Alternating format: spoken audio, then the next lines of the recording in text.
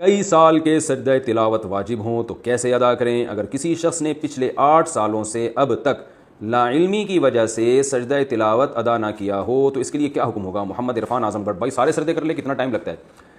اندازہ لگا لے کتنے سجدے واجب ہوں گے، زیادہ 500 ہوں گے، 1000 ہوں گے، 1500 ہوں گے، تو کیا ہے اس میں؟ روزانہ ہر نماز کے ساتھ تھوڑے تھوڑے کرتا رہے، لیکن نمازوں کے بعد مسجد میں سجدہ کرنا مکروہ ہے کیونکہ لوگ اس کو پھر سنت عمل سمجھتے ہیں۔ تو گھر میں آپ روزانہ کر لیں، 10 کر لیں، 20 کر لیں، 30 کر لیں اور ڈائری میں نوٹ کرتے چلے جائیں۔ سجدے میں زمین سے کتنا سر لگائیں؟ سجدے میں سر کو زمین سے کتنا لگائیں تو سجدہ ادا ہو جاتا ہے؟ کیا زور سے لگانا ضروری ہے یا آرام سے لگانے سے بھی سجدہ ادا ہو جائے گا؟ خرم شہزاد انڈیا سے۔ اتنا لگائیں کہ زمین کی تھوڑی سی سختی محسوس ہو، بس زیادہ زور دباؤ ڈالنا ضروری نہیں ہے۔ بعض لوگوں نے ہلکا سا رکھا ہوا ہوتا ہے، بس ہلکا سا ٹچ کر رہے ہوتے ہیں، تو یہ صحیح نہیں ہے، خلاف سنت ہے۔ جیسے آپ گدے پہ سجدہ کر رہے ہیں یا روئی کے اس پہ، تو آپ کو پھر تو زیادہ دبانا پڑے گا سر کو تاکہ تھوڑی سی سختی محسوس ہو۔ تو اتنا کہ ہلکی سی زمین کی سختی محسوس ہو جائے، اتنا کافی ہے۔ صرف ٹچ کرنا نہیں ہے کہ آپ کا سر زمین سے ہلکا سا ٹچ ہو جائے، یہ خلاف سنت ہے۔ عصر کے بعد سجدہ تلاوت کا حکم۔ عصر کے بعد تلاوت کرتے ہوئے آیت سجدہ آ جائے تو کیا سجدہ تلاوت کر سکتے ہیں؟ ریان محمد عادل لکھنؤ سے۔ زیادہ تر لوگ انڈیا سے سوال پوچھتے ہیں۔ جناب ریان محمد عادل صاحب، سجدے کی نماز، عصر کی نماز کے بعد سجدہ تلاوت بہرحال کر سکتے ہیں، چاہے اسی وقت سجدے کی آیت پڑھی ہو یا پہلے پڑھی بھی ہو، کیونکہ عصر کی نماز کے بعد نوافل جائز نہیں ہے، سجدہ تلاوت جائز ہے۔ البتہ جب مکروہ وقت شروع ہو جاتا ہے، جو انڈیا پاکستان میں سورج غروب ہونے سے 15 منٹ پہلے، تو اس مکروہ وقت میں پھر آپ کے لیے سجدہ تلاوت بھی جائز نہیں ہے۔ ہاں اگر اسی وقت سجدے والی آیت پڑھی ہے تو فوراً کر سکتے ہیں، لیکن پہلے پڑھی ہوئی ہے تو اس وقت مکروہ وقت میں آپ سجدہ تلاوت بھی نہیں کر سکتے۔ نماز میں سجدہ تلاوت کے بعد قراءت کیسے شروع کریں؟ کیا نماز میں سجدہ تلاوت سے اٹھنے کے بعد تسمیہ پڑھ کر تلاوت شروع کریں گے یا بغیر تسمیہ پڑھے؟ آمنہ صاحبہ، سجدہ تلاوت جب نماز میں کرتے ہیں نا تو اٹھنے کے بعد بغیر بسم اللہ کے جہاں سے چھوڑا ہے وہیں سے شروع کر دیں۔ البتہ اگر کوئی نئی سورت شروع ہو رہی ہے تو پھر بسم اللہ پڑھنی چاہیے۔ فجر سے پہلے نوافل پڑھ سکتے ہیں، فجر کی نماز کے بعد کوئی نفل نہیں پڑھ سکتے، صرف قضا نماز پڑھ سکتے ہیں۔ لیکن کیا فجر کا وقت داخل ہونے کے بعد فجر کی نماز سے پہلے کوئی نفل پڑھ سکتے ہیں، جیسے تحیۃ الوضو وغیرہ؟ امت اللہ صاحبہ شکارپور سے۔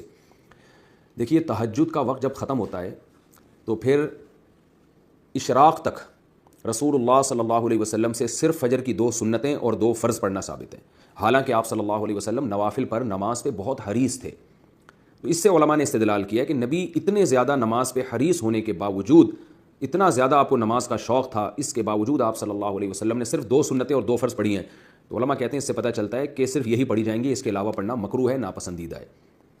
تو جب صبح صادق کا وقت شروع ہو جائے تو آپ پھر کوئی نوافل نہیں پڑھ سکتے سوائے فجر کی 2 سنتوں کے۔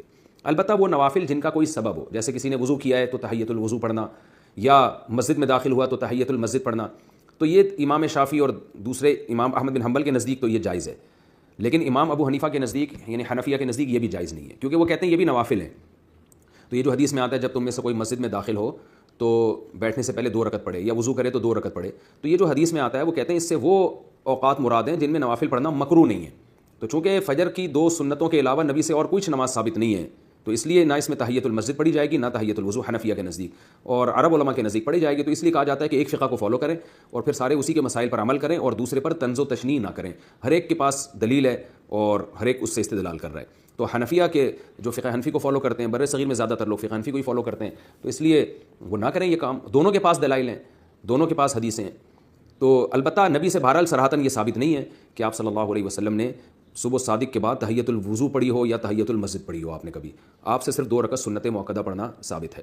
ہاں اس سنت میں ہی تحیۃ الوضو کی نیت کی جا سکتی ہے، تحیۃ المسجد کی نیت بھی کی جا سکتی ہے۔ آپ جب مسجد میں آئے تو آتے ہی فجر کی 2 سنتیں جو آپ پڑھیں گے تو اسی میں تحیۃ الوضو کی نیت بھی کر لیں، تحیۃ المسجد کی نیت بھی کر لیں، تو ایک تیر سے 3 شکار ہو جائیں گے، ثواب ملے گا آپ کو۔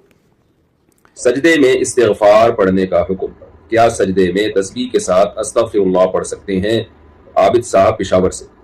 جی پڑھ سکتے ہیں، کوئی حرج نہیں ہے۔ نبی صلی اللہ علیہ وسلم نے فرمایا سب سے زیادہ انسان سجدے میں اللہ کے قریب ہوتا ہے، لہذا اس میں دعا کیا کرو۔ تو اس لیے سجدے میں کوئی بھی دعا مانگی جا سکتی ہے، لیکن وہ دعائیں جو کلام الناس کے مشابہ نہ ہو، عام لوگوں کے کلام کے مشابہ نہ ہو۔ پتہ چلا آپ سجدے میں جا کے آپ نے اللہ تعالیٰ سے گاڑیاں مانگنا شروع کر دی، اللہ تعالیٰ سے کہ آپ کا رشتہ اٹکا ہوا تھا وہ مانگنا شروع کر دیا آپ نے، کہ اللہ لڑکی کے ابا راضی ہو جائیں، لڑکے کے ابا راضی ہو جائیں، یہ چیزیں آپ نے، تو یہ لوگوں کے کلام جہاں مشابہت ہوگی نا وہ چیز نماز میں جائز نہیں ہے۔ تو ہاں اس لیے یعنی الفاظ وہی الفاظ جو قرآن و سنت سے ثابت ہیں، وہ الفاظ سے دعا مانگ سکتے ہیں اور استغفار بھی۔ البتہ بہتر یہ ہے کہ فرض نماز کے سجدے میں سبحان ربی الاعلیٰ ہی پڑھا جائے، اس کے علاوہ کچھ نہ پڑھا جائے، بہتر یہی ہے۔ جمعہ میں کندھے پھلانگ کر جانا۔ جمعے کے دن سے متعلق یہ بات کہی جاتی ہے کہ مسجد میں کسی کو پھلانگ کر آگے نہیں جانا چاہیے۔ اگر اگلی صفوں میں جگہ خالی ہو تو اسے کیسے پر کریں؟ عبید احمد انڈیا سے۔ جی حدیث میں صراحتاً اس سے منع کیا گیا ہے، اور خاص طور پر جمعہ کی نماز کے بارے میں منع کیا گیا ہے کہ لوگوں کے کندھے پھلانگ کے آگے مت جائے انسان۔ تو اور اس حدیث کا مطلب یہ ہے کہ جس نے اگلی صف میں جگہ لینی ہے اسے چاہیے کہ پہلے سے ہی آگے بیٹھ جائے، تو تاکہ کندھے پھلانگنے کی نوبت نہ آئے۔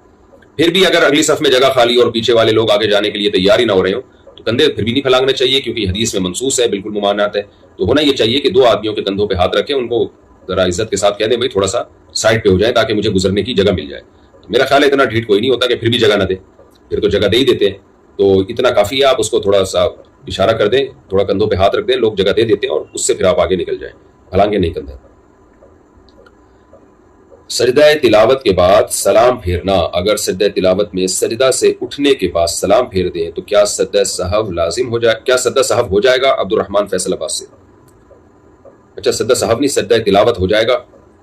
سجدہ تلاوت میں سجدہ کرنا لازم ہے، اگر کسی نے سجدہ کر لیا تو سلام پھیرے نہ پھیرے اس سے کوئی فرق نہیں پڑتا، لیکن سلام پھیرنا نہیں چاہیے کیونکہ سلام جو ہے وہ نماز سے نکلنے کے لیے، تو اگر کسی نے پھیر لیا تو بھی ٹھیک ہے، لیکن خلاف سنت ہے، بس آپ سجدہ کریں اور اللہ اوپر کہہ کے اٹھ جائیں۔